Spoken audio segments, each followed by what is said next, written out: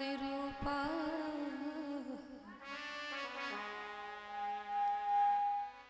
विस्रोतपत्या हेतुभिः तापत्रये विनाशाय श्रीकृष्णाय वयं नमः।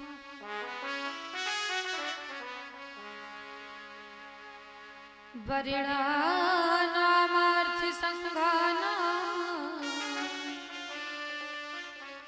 रसः नाम छन्दसामपि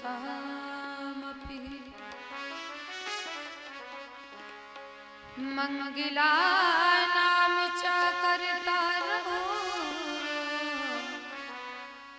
वन्दे वाणी विनायकः।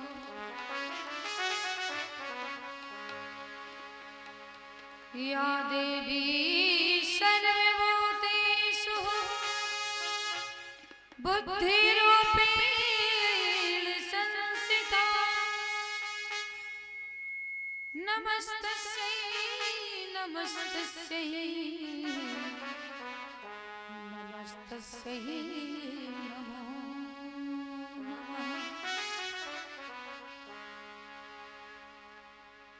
नीलाम्बुजश्यामलिकामिलाङ्गं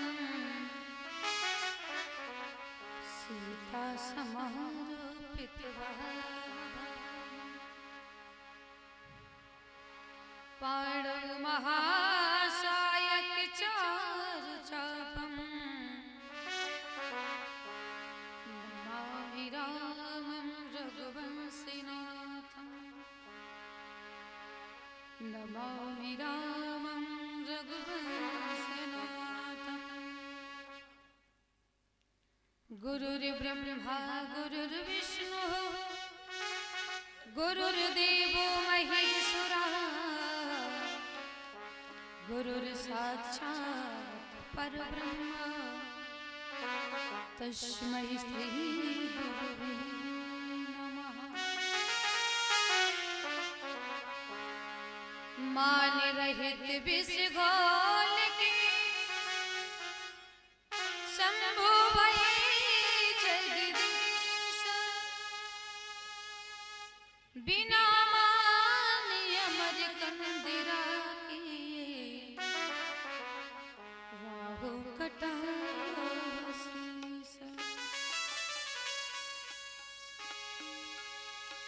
प्रणवो पवने कुमार खलवन पावक ज्ञान घन जासु हृदय आगार बसहि राम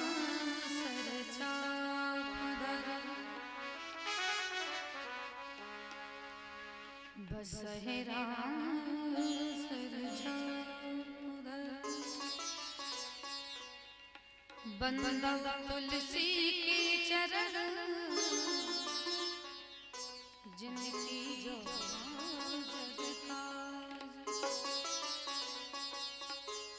कलि समुद्र बूढ़ तिलक प्रकट हो शब्द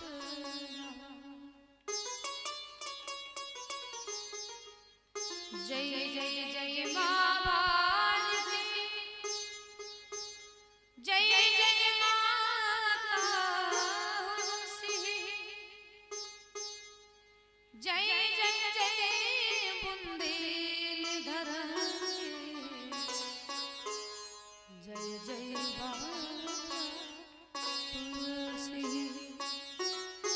जय जय बाबा।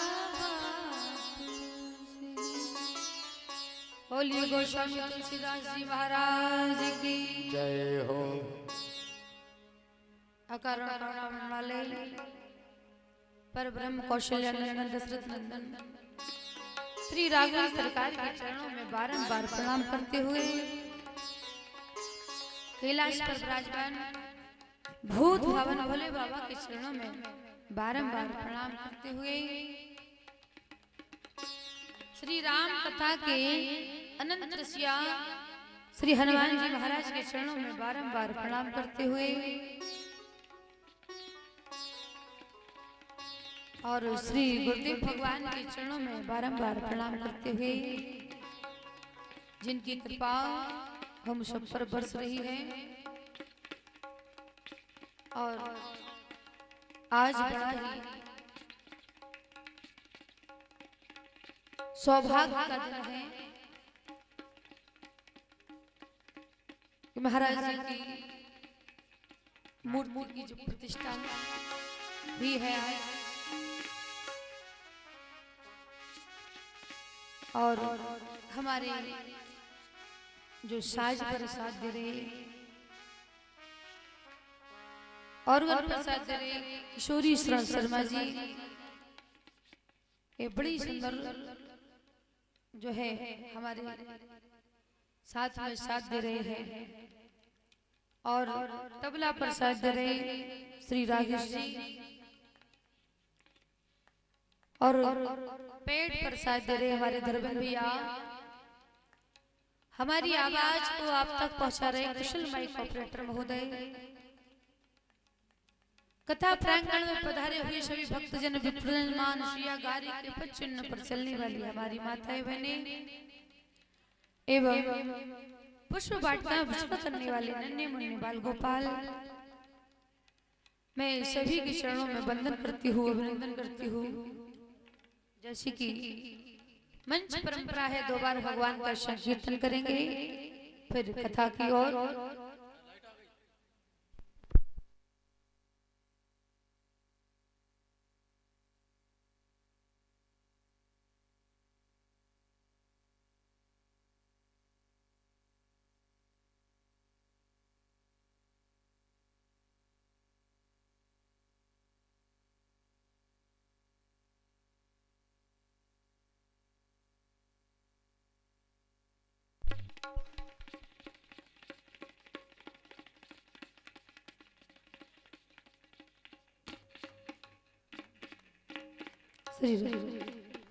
बोलिए वंचिकदास महाराज की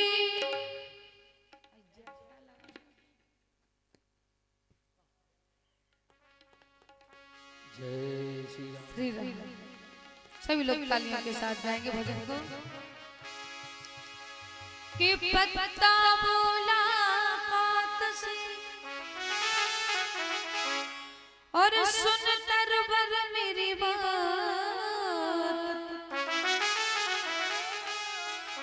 और अब के बिछड़े कब मिले टूट पड़े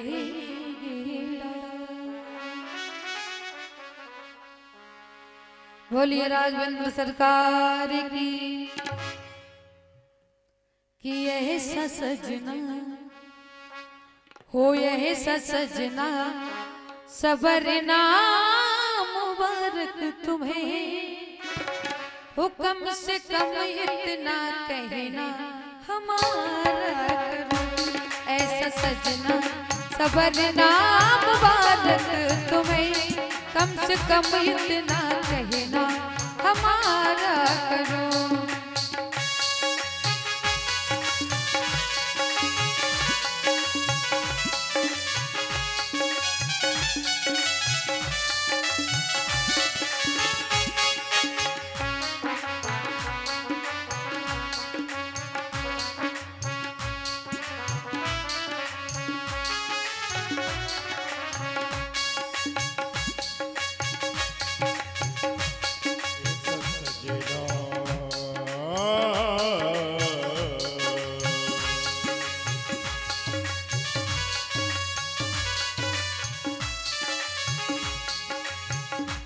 ऐसा सजना हो ऐसा सजना सबरना मुबारक तुम्हें कम से कम इतना कहना हमारा करो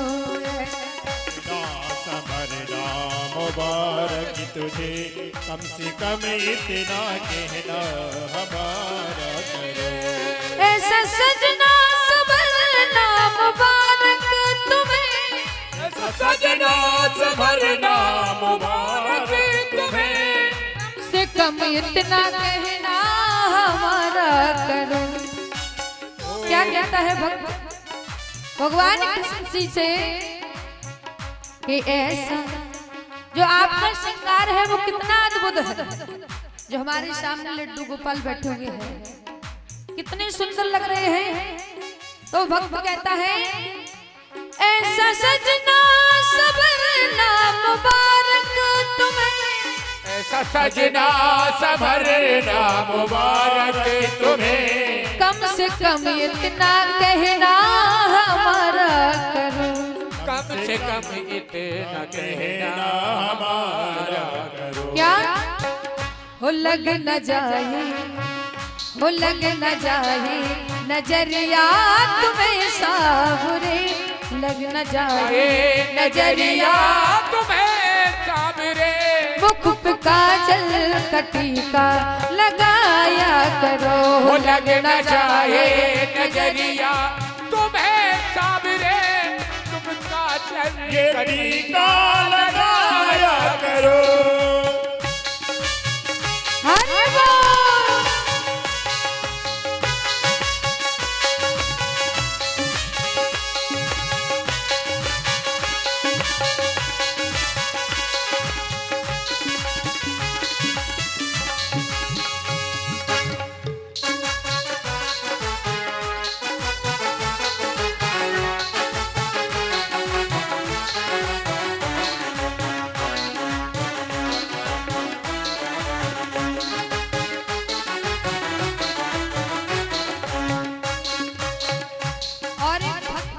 भगवान से हे प्रभु दिल तो क्या चीज है जान से जाएगी, दिल तो क्या चीज है जान से जानिए, मौत आने से पहले ही मर जाएगी, मौत आने से पहले मर जाएगी। दिल तो क्या चीज है, दिल तो क्या चीज है,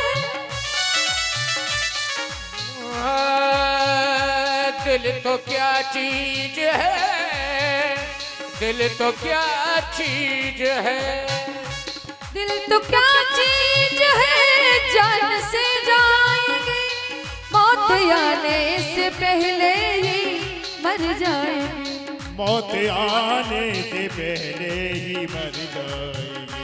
तू मेरा है हो तू मेरा है, मैं तेरा रहूंगा सदा, तू मेरा है मैं तेरा रहूंगा सदा, पल दो हमारा गुजारा करो, तू मेरा।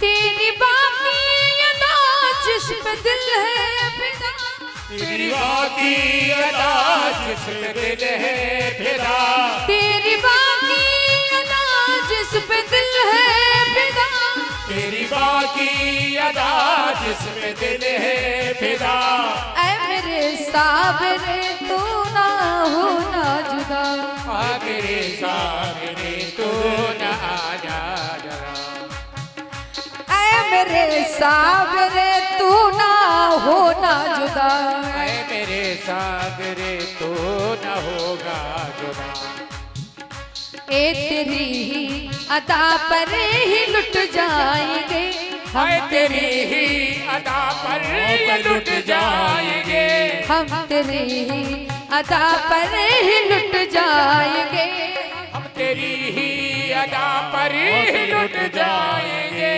क्यों न हंस हंस के दिल पर इशारा करो, हम तेरे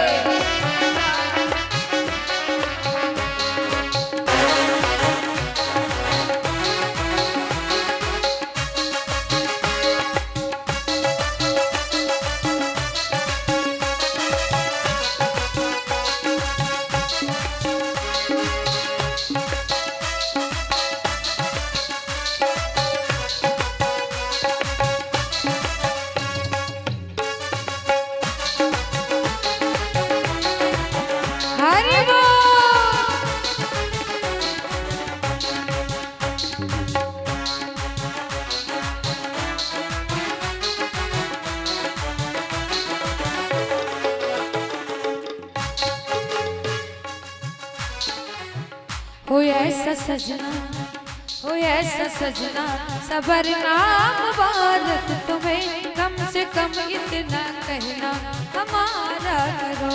कम से सजना संभरना मुबारक तुम्हें, कम से कम इतना कहना हमारा करो। लग न जाए, हो लग न जाए, लग न जाए नजरिया तुम्हें सावरे, मुख पे काजल का टीका लगाया करो।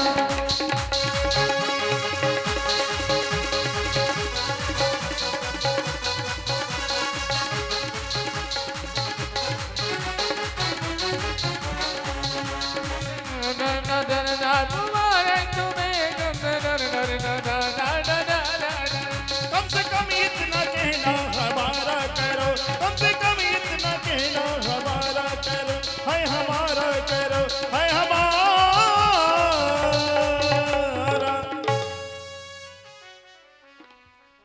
बोली राघवेंद्र सरकार की, उमापति महादेव की, पवन सुत हनुमान की, बमचिकदास महाराज की। श्री राम। कल बड़ी सुंदर कथा का श्रवण पान किया था। अब भगवान जो है श्रृंगवेरपुर में पहुंच गए थे। तो भगवान की तो बात ही अलग है, क्योंकि वो तो लीला कर रहे हैं, और जब लीलाएं करेंगे तभी तो उनका गुणगान कर रहे हैं कि नहीं?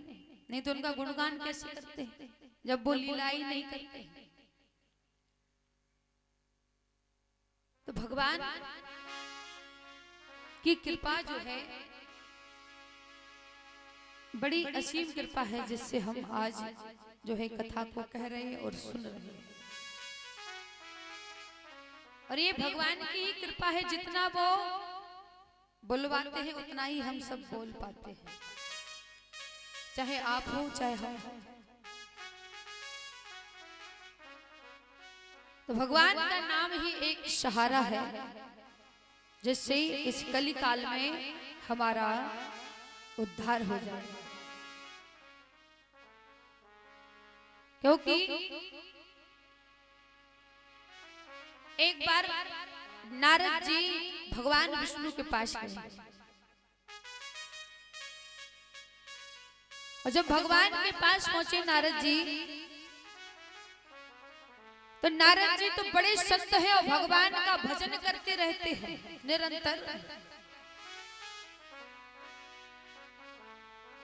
फिर भी नारद जी को संशय हो गया। थोड़ा संशय नहीं हुआ, वो तो ये पूछ रहे हैं नारद जी भगवान से कि हे प्रभु, मैं आपका भजन जो है दिन रात करता हूँ, लेकिन मुझे आज तक ये पता नहीं चला कि आपका नाम लेने का प्रभाव क्या है, कि आपके नाम जो भी लेता है उसका क्या प्रभाव पड़ता है, जबकि परम भक्त है नारद जी। कि अब मोहि भाव भरोसे हनुमंता, और बिन हरि कृपा मिले नहीं संता, और नारद देखा विकल जयंता, और लाग दया कोमल चित संता। नारद जी परम संत है।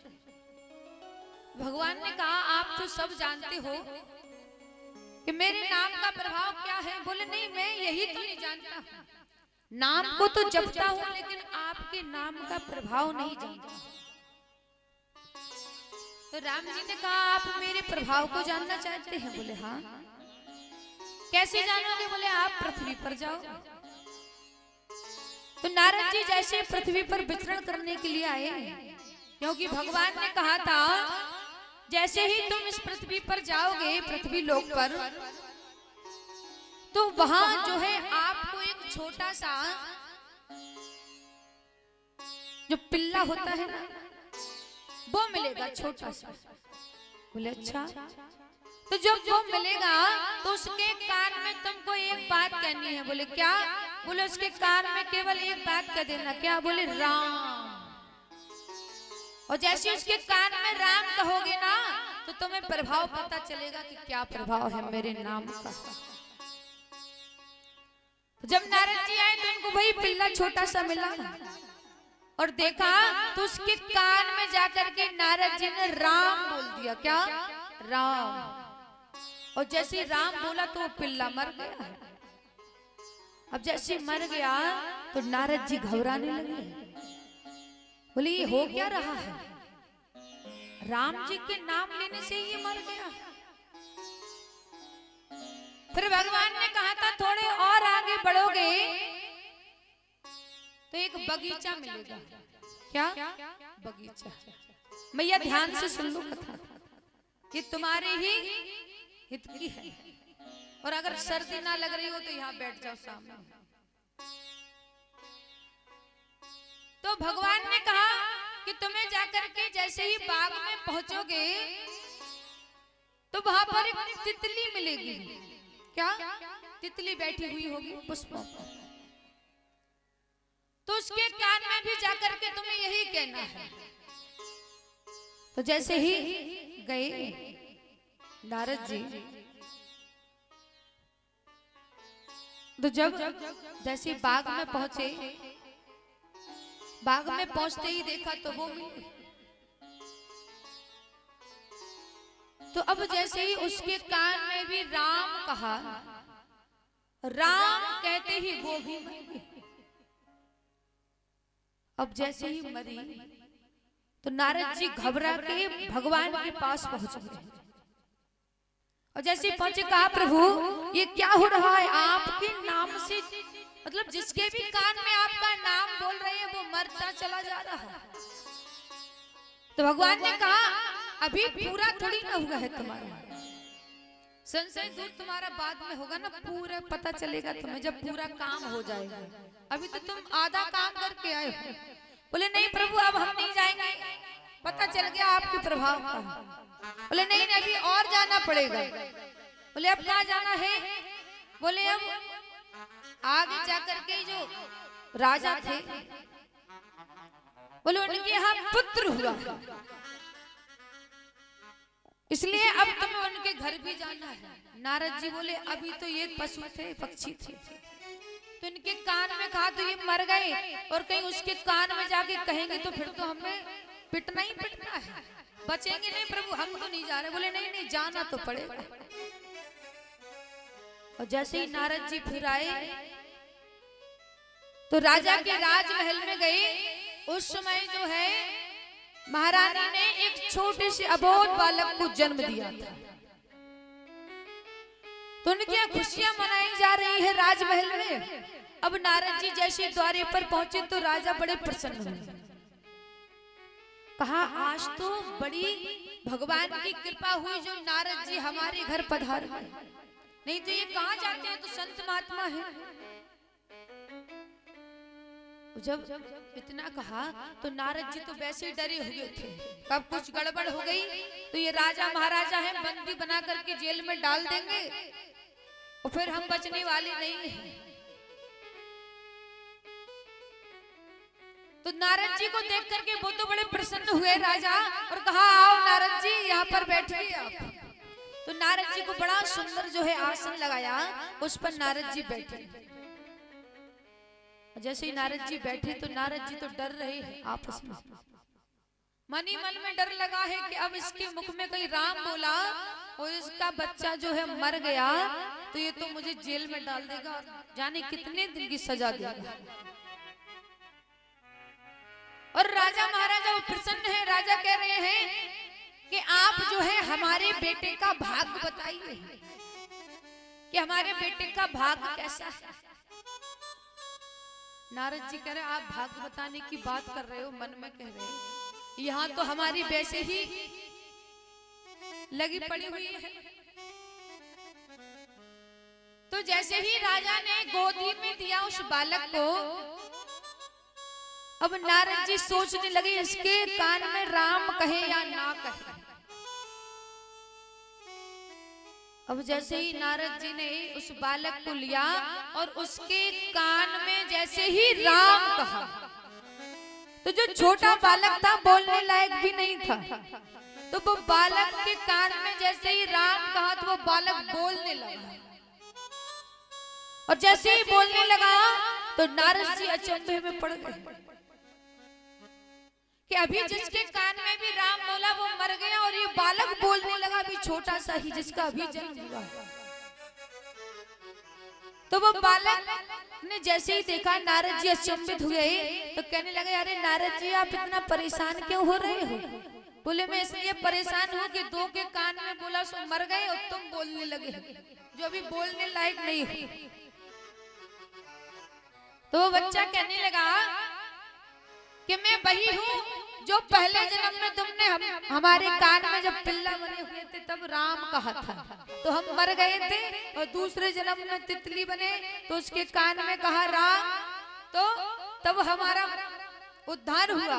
उसके बाद जब हमारा तीसरी बार जन्म लिया है, मैं वही हूँ। नारद जी कहने लगे मान गए, भगवान के नाम की जो है महिमा तो अलग ही है। जैसे नारद जी उसके भाग्य को बता करके राजमहल से बड़े प्रसन्नता पूर्वक भगवान के पास गए, कहा प्रभु आपकी महिमा तो बड़ी अद्भुत है, उसकी तो कोई कल्पना नहीं की जा सकती। क्षमा करें मुझे पता नहीं था कि आपके नाम की प्रभाव क्या है, आपके नाम का। अब चल गया कि हाँ आपके नाम का प्रभाव है क्या। तो राम जी का नाम का ही प्रभाव है। गोसाई जी कहते हैं बारक राम कहत जग जीहू, और हो तो तरन तारन नर देहु। तो ये क्या है? भगवान के नाम लेने से हमारा प्रारब्ध, जो अगर कुछ गलत बन जाता है तो हम उनका नाम ले लेते हैं, तो उससे हमारा प्रारब्ध जो है कम हो जाता है। लेकिन थोड़ा बहुत तो उसे सबको भोगना पड़ता है। अच्छा क्यों भोगना पड़ता है? एक व्यक्ति था, वो आम के बगीचे में गया, बड़ा सुंदर बगीचा लगा हुआ था, उसमें जो है बड़े सुंदर फल लगे हुए थे छोटे छोटे। और वो सज्जन वहां से गुजर रहे थे तो सोचा, आसपास देखा तो कोई माली नहीं था, उसमें कोई रखवाला नहीं दिखाई दिया। तो व्यक्ति ने देखा इसमें बड़े सुंदर फल लगे हुए हैं, तो इनको जो है खाया जाए। तो फल देखे किसने है? आंखों ने, जो पेड़ में लगे हुए थे। किसने देखा उस फल को? आंखों ने देखा, ठीक है। अब जैसे ही आंखों ने देखा, अब उसका मन क्या हुआ कि इसको तोड़ा जाए। तो तोड़ने के लिए क्या बड़े हाथ, तो आंखों ने देखा कि ये फल बड़ा सुंदर लगा हुआ, लेकिन तोड़ने के लिए क्या गए? हाथ, हाथों ने तोड़ा। अब जब हाथों ने तोड़ लिया उस फल को, तो उसका क्या मन हुआ? फल को देख करके इसको चखा जाए, ये कितना मीठा है या खट्टा है। तो चखा किसने? जिह्वा ने। ध्यान से सुनना कि मतलब जो करनी करके आए हो प्रारब्ध की, वो तुम्हें भोगना पड़ेगी। आंखों ने देखा, तोड़ा हाथों ने, और चखा रसना ने, ठीक है। अब रसना ने जैसे ही चखा तो पाया किसने? पेट ने। पेट के पास पहुंच गया। अब जब पेट में पहुंच गया तो आगे चलकर जैसे ही वहां उस माली ने देखा कि इसने जो है हमारा फल तोड़कर खा लिया, तो जैसे ही वो आया तो डंडा लेकर के जैसे आया तो उस सज्जन की पीठ पर मार दिया जोर से। और जैसे ही सज्जन की पीठ पर मारा तो क्या हुआ? जब पीठ में घला तो रोए कौन? हमारी आंखें रोई कि नहीं रोई?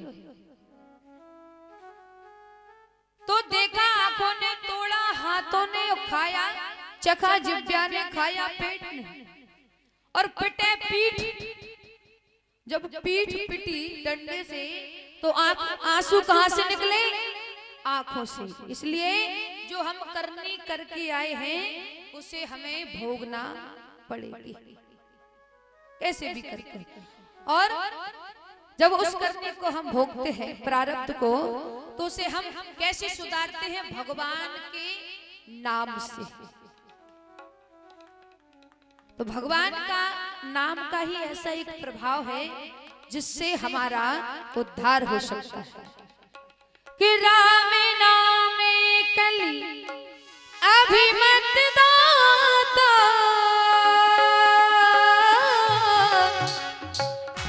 हित पर लोक के लोक ते तुम्हारा।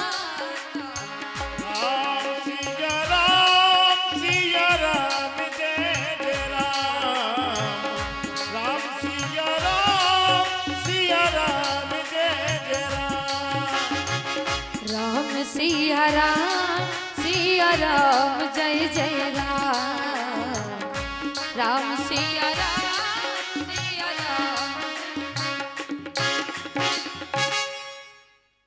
भगवान का नाम ही एक हमारा सहारा है। कल भगवान जो है श्रृंगवेरपुर में प्रवेश किए, अपने मित्र से मिले, और जैसे ही जो सुमंत्र जी उनके साथ थे,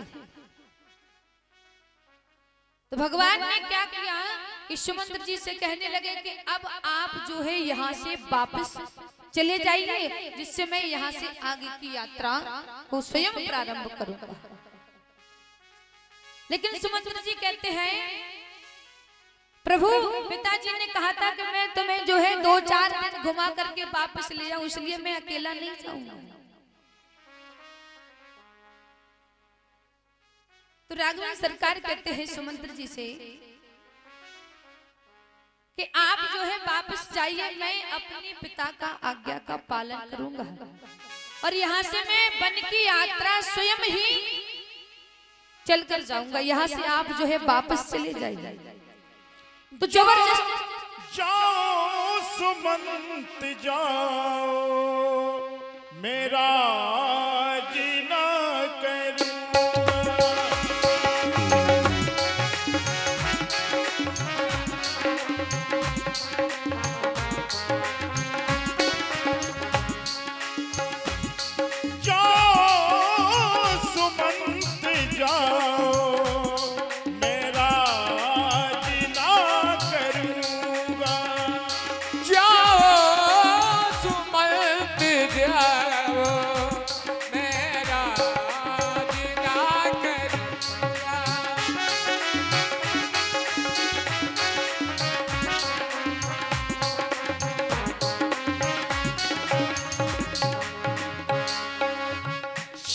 दधीच हरिश्चंद्र नरेसा, सहे धर्म हित कोट कलेसा। दधीच हरिश्चंद्र नरेसा, सहे धर्म हित कोट कलेसा। रंती देव बल भूप सुजाना, धर्म धरहु सहे संकट नाना। जाओ सुमंत्र जाओ, मेरा जीना करूंगा।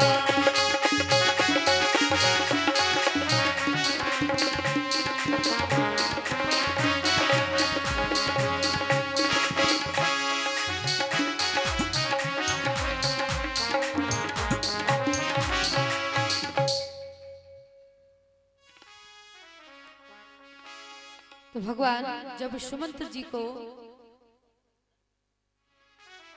जो है वापस करते हैं, तो जिस रथ में राम जी बैठ करके आए थे, और उस रथ को जैसे ही लौटाया सुमंत्र जी ने, तो रथ क्यों है राम तन, और हीर हीर हिरनाए, और देख निषाद विषाद बस और धुनय शीस पछता।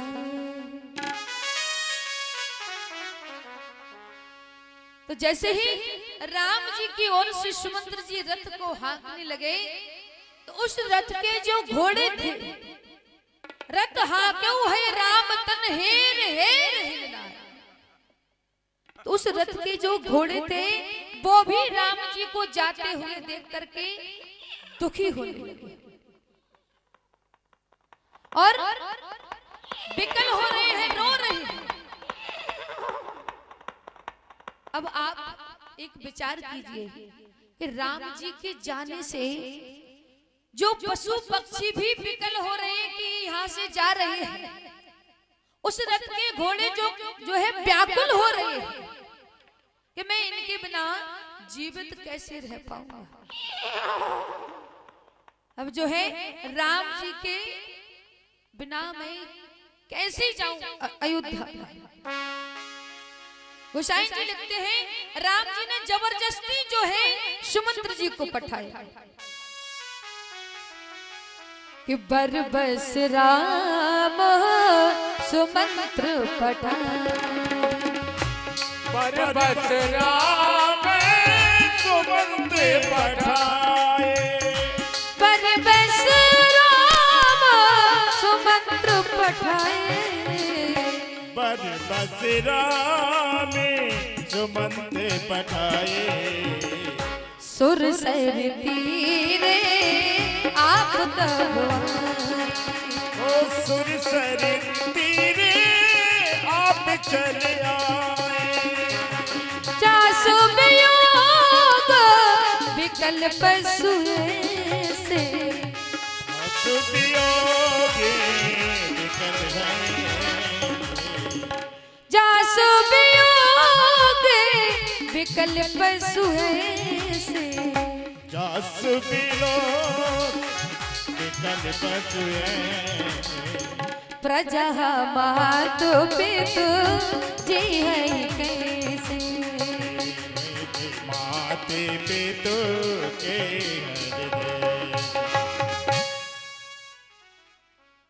तो सुमंत्र जी को राम जी ने बरबस, बरबस माने होता है हट करके, जबरदस्ती जो है उन्हें वापस किया कि अब आप यहाँ से जाइए, मैं यहाँ से आगे खुद जाऊंगा। जब जाते हैं वापस तो गोसाई जी लिखते हैं कि जासु वियोग विकल पशु ऐसे, इनके वियोग में जो पशु है वो भी इतने व्याकुल है।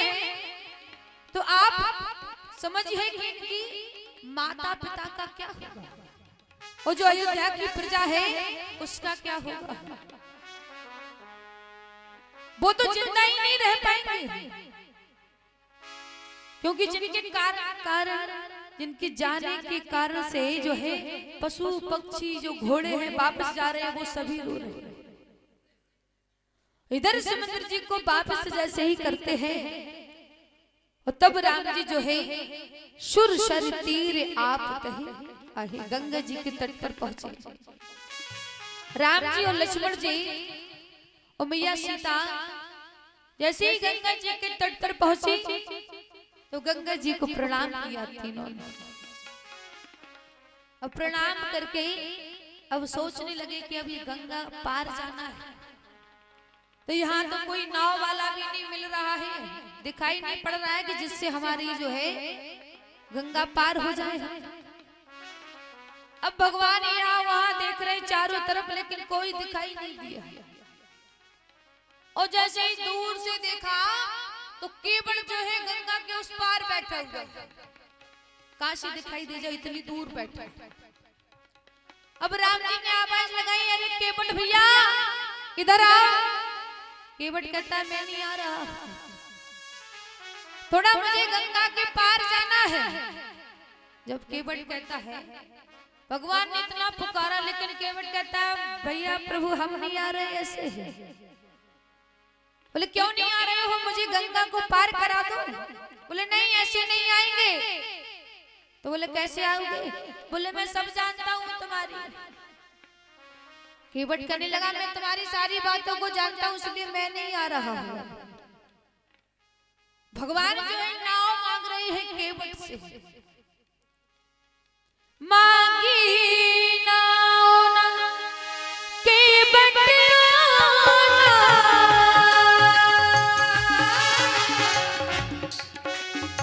ओ मांगी नाव ना केवट आना, कहीं तुम्हारे मरम में जाना। राम सिया राम जय जय राम, राम सिया राम जय जय राम।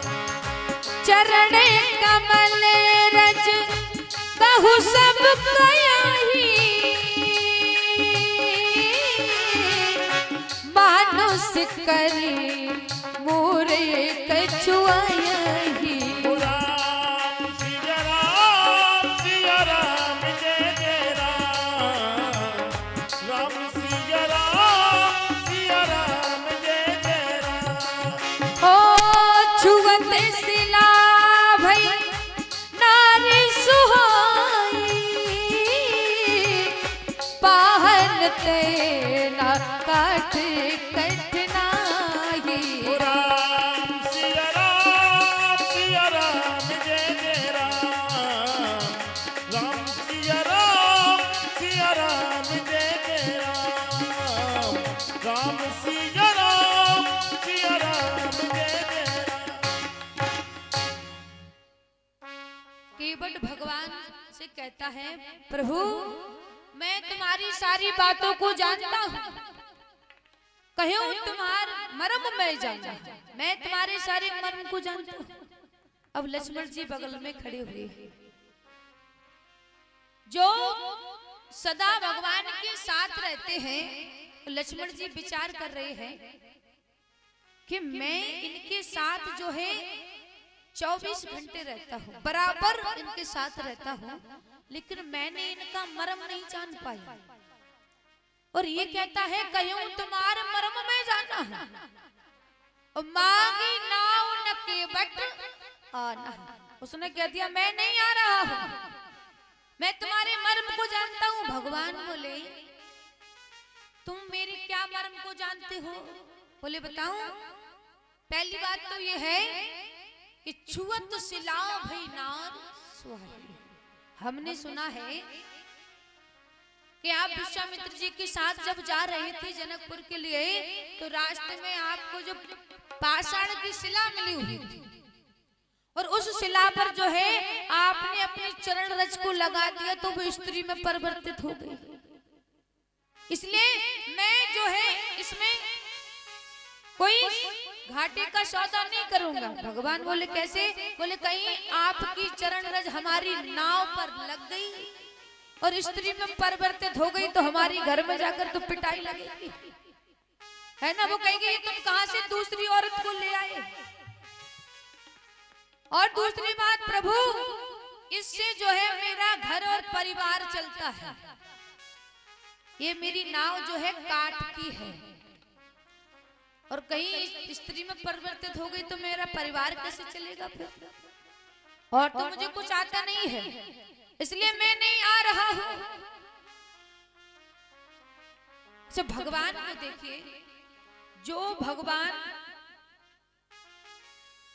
हुसैन जी कहते हैं नाम ले तो भव सिंधु सुखाई, ओ करही विचार सुजन मनो माही। हुसैन जी कहते हैं जिसके नाम लेने से ही भवसागर सूख जाता है, और वो जो है जाकर के आज केवट से निहोरा कर रहे हैं। केवट भैया आप मुझे नाव लेकर के आइए और मुझे गंगा पार करना है, लेकिन केवट नहीं आ रहा है। वो कहता है यही प्रतिपालो सब परिवारों और नहीं जानो कुछ और कब, मुझे और कोई काम नहीं आता है, इसलिए मैं इसमें कोई घाटे का सौदा नहीं करूंगा, और मैं जब आऊंगा जब आप मेरी बात को मानोगे। भगवान ने कहा क्या बात माननी है? बोले पहले कहो कि हाँ आप हमारी बात को मानोगे। भगवान ने कहा ठीक है बताओ ना, मैं तुम्हारी सारी बात को मानूंगा, बस तू मुझे इस गंगा पार करा दे। भगवान से जब कहने लगा तो कहता है प्रभु पहली शर्त ये है हमारी कि पहले मैं जो है अपने आप के जो है चरणों को धोऊंगा, और चरणों को धो करके तब जाकर के आपको अपनी नाव में चढ़ाऊंगा। भगवान ने कहा ठीक है, इसमें कौन सी बड़ी बात है, चरणों को धो लो। भगवान जो है इतना निहोरा कर रहे हैं उससे कि सोई कृपाल होके बटही निहोरा, ओ जही जन की तिहु पगहुत थोरा। सिया राम जय जय राम, सिया राम जय जय राम, सिया राम जय जय राम। हो जो प्रभु पार अब इस गाम चलहु, जो प्रभु पार अब इस गाम चलहु, मोह पद पदम पखारन कयहु। राम सिया राम जय जय राम, राम सिया राम जय जय राम। केवट कहता है प्रभु अगर आपको पार जाना है कि जो प्रभु पार अवश्य का चयहु, मोह पद पदम पखारन कयहु। मैं जो है आपके पैरों को पखार लूंगा, धो लूंगा, तब जाकर के जो है आपको नाव में चढ़ाऊंगा। भगवान ने कहा ठीक है, पैर धोना चाहता है तो जल्दी कर, क्योंकि मुझे समय हो रहा है, देर हो रही है जाने में। तो केवट भैया आए और बढ़िया कठौता लेकर के उसमें गंगा जी का जल भरा, और जैसे ही गंगा जी का जल भर करके राम जी, देखिए एक बार ताली बजाओ आप जोरदार के साथ सभी लोग। कथा में यदि आनंद आ रहा हो तो देखिए केवट के विलक्षण वचन हैं हमारी श्री शास्त्री के द्वारा सुंदर वाणी में। आप मधुर मधुर वाणी में केवट संवाद सुन रहे हैं।